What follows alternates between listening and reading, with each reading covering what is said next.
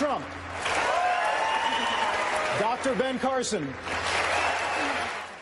I think maybe my greatest weakness is that I trust people too much. I'm too trusting. And when they let me down, if they let me down, I never forgive. I find it very, very hard to forgive people that deceived me. So I don't know if you would call that a weakness, but my wife said, let up. Mr. Trump. Yes.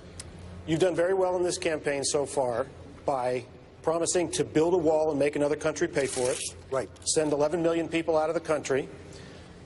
Cut taxes $10 trillion without increasing the deficit. Right.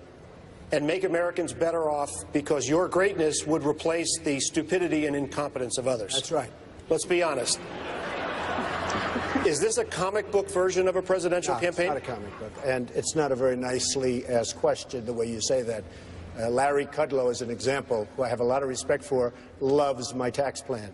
We're reducing taxes to 15%. We're bringing corporate taxes down, bringing money back in, corporate inversions. We have $2.5 trillion outside of the United States, which we want to bring back in. As far as the wall is concerned, we're going to build a wall. We're going to create a border. We're going to let people in, but they're going to come in legally. They're going to come in legally. And it's something that can be done, and I get questioned about that. They built the Great Wall of China. That's 13,000 miles. Here we actually need 1,000 because we have natural barriers. So we need 1,000. We can do a wall. We're going to have a big, fat, beautiful door right in the middle of the wall. We're going to have people come in, but they're coming in legally. And Mexico's going to pay for the wall. Because Mexico, I love the Mexican people. I respect the Mexican leaders, but the leaders are much sharper, smarter, and more cunning than our leaders. And just to finish, people say, oh, how are you going to get Mexico to pay? A politician, other than the people on this stage, I don't want to insult, a politician cannot get them to pay. I can. We lose. We have a trade imbalance with Mr. Mexico. Trump, hold on a second. John, of $50 billion. We're at 60 seconds. We're at 60 seconds. The wall is peanuts by comparison. We're at 60 seconds, but I got to ask you, you talked about your tax plan. You say that it would not increase the deficit because you'd cut taxes $10 trillion and the economy would take off like, hold on. The economy would take off like a rocket ship. Right, dynamic. I talked to economic advisors who have served presidents of both parties. They said that you have as much chance of cutting taxes that much without increasing the deficit as you would of flying away from that podium by flapping your arms really high. Then you have to get rid of Larry Kudlow, who sits on your panel, who's a great guy, who came out the other day and said, I love Trump's tax plan. First of all, John got lucky with a thing called fracking, okay? He hit oil. He got lucky with fracking, believe me. That's why Ohio is doing well. And that's important for you to know. Number two, this is the man that was a managing general partner at Lehman Brothers when it went down the tubes and almost took every one of us with us, including Ben and myself, because I was there and I watched what happened, and Lehman Brothers started it all. He was on the board, and he was a managing general partner. Okay. And just thirdly, he was so nice. He was such a nice guy. And he said, oh, I'm never going to attack. But then his poll numbers tanked. That's why he's on the end. And he got nasty. So you know what? You can have him. Okay, let me respond. First of all, you said that you did great with Atlantic City, and you did, but some of the individuals, the bondholders, some of the contractors who work for you didn't fare so well. Bankruptcy is a broken promise. Why should the voters believe the promises that you're telling them right now? Well, first of all, like many other very big businessmen, I could name them here, but I'm not going to do that for a lot of obvious reasons, but the biggest, and almost all of them, they've all used the chapter laws, the bankruptcy laws, to their own benefit.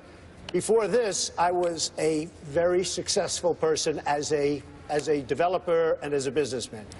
Atlantic City has gone bad. I mean, Chris will know about that. I'm not blaming Chris, by the way, but he will know about that. Caesars, the Rolls-Royce, as you know, is in bankruptcy. Almost every hotel in Atlantic City has either been in bankruptcy or will be in bankruptcy, the biggest.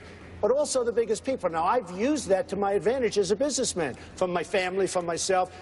I never filed for bankruptcy, but many, many people did. What happened with Atlantic City is very, very disgraceful.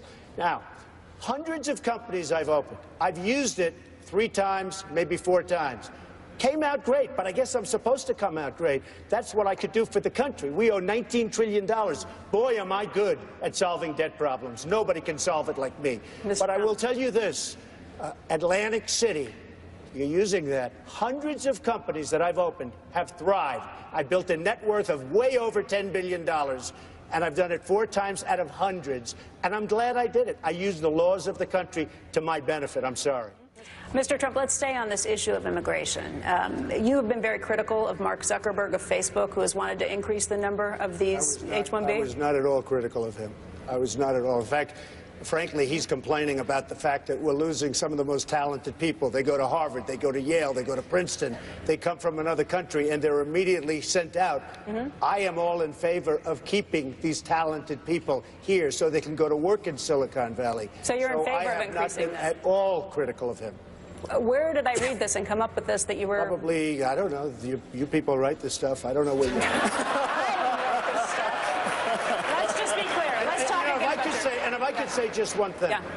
I am the only person in either campaign that's self-funding. I'm putting up 100% of my own money. And right now, I will be putting up a tremendous... So far, I put up less than anybody, and I have the best results. Wouldn't that be nice if the country could do that?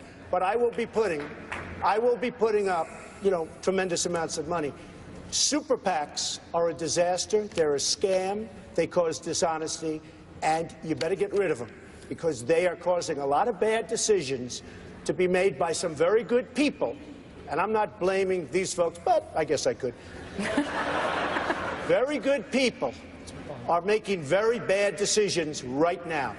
And if anything comes out of this whole thing with some of these nasty and ridiculous questions, I will tell you, you better get rid of the super PACs, because they're causing a big problem with this country. Not only in dishonesty and what's going on, but also in a lot of bad decisions that are being made for the benefit of lobbyists and special interests. You had talked a little bit about Marco Rubio. I think you called him Mark Zuckerberg's personal senator because he was in favor of the H-1B. I never said that. I never said that. So this was an erroneous article the whole way around? He's got another gentleman in Florida who happens to be a very nice guy, but not... My apologies. I'm sorry. Somebody's really doing some bad facts. Since I've been mentioned, can I respond? Yes, you may. Are you in favor of H-1Bs? Are you opposed to them? I'm in favor of people coming into this country legally.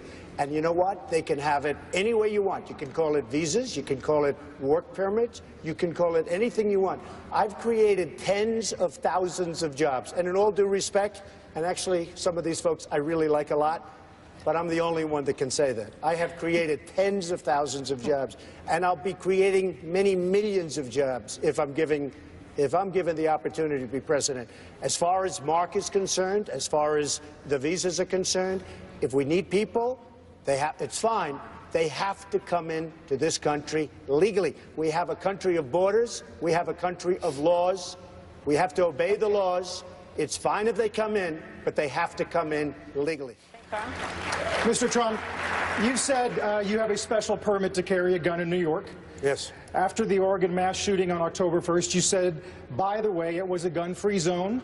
If you had a couple of teachers with guns, you would have been a hell of a lot better off. Or somebody else. Right. Would you feel more comfortable if your employees brought guns to work?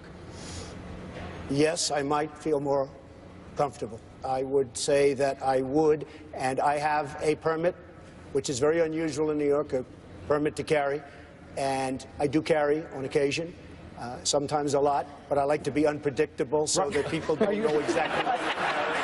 Unlike this country, by the way, unlike our country where we're totally predictable, and the enemy, whether it's ISIS or anybody else, they know exactly what we're doing because we have the wrong leadership. But I feel that the gun-free zones, and, you know, when you say that, that's target practice for the sickos and for the mentally ill. That's target. They look around for gun-free zones. I mean, we could give you another example. The Marines, the Army, these wonderful 6 soldiers that were killed. 2 of them were among the most highly decorated. They weren't allowed on a military base to have guns, and somebody walked in and shot them, killed them. If they had guns, he wouldn't be around very long. I can tell you there wouldn't have been much damage. So I think gun-free zones are a catastrophe. They're a feeding frenzy for sick people. I love Donald Trump. He is a good man. I'm wearing a Trump tie tonight. Get over that one, okay? Wait a second. Is that made in Mexico? I don't know. Is it made? Is it made in Made China? in China or Mexico? I have no idea. Ask again. And that is, China or and by the way, Mexico? such a nasty question. But thank you, Governor. You're welcome. Let me tell you, Donald Trump would be a better president every day of the week and twice on Sunday rather than Hillary. I've spent a lifetime in politics fighting the Clinton machine. Mr. Trump says that he is capable of growing the economy so much that Social Security and Medicare don't have to be touched. Do you want to explain how that's going to happen, Mr. Trump? Yes, it's very simple. We're going to make a really dynamic economy from what we have right now, which is not at all dynamic. We're going to bring jobs back from Japan. We're going to bring jobs back from China. We're going to bring, frankly, jobs back from Mexico, where, as you probably saw, Nabisco is leaving Chicago with one of their biggest plants, and they're moving it to Mexico. We're going to bring jobs and manufacturing back. We're going to cut costs. We're going to save Social Security, and we're going to save Medicare. Our country doesn't win anymore. We used to win. We don't win anymore. We lose on trade. We lose with ISIS. We lose with one of the worst deals I've ever seen negotiated of any kind. That's our recent catastrophe with Iran. We don't win. Let me give you one quick example. These folks, CNBC, they had it down at 3.5 hours. I just read today in the New York Times, $250,000 for a 30-second ad. I went out and said, it's ridiculous. I could stand up here all night. Nobody wants to watch 3.5 or 3 hours. It was a big sacrifice, and I have to hand it to Ben. We called Ben. He was with me 100%. We called in. We said, that's it. We're not doing it. They lost a lot of money. Everybody said it couldn't be done. Everybody said it was going to be 3 hours, 3.5, including them. And in about 2 minutes, I renegotiated it down to 2 hours so we can get the hell out of here. Not bad. Not bad. And I'll do that with the country. We will make America great again. And thank you, everybody.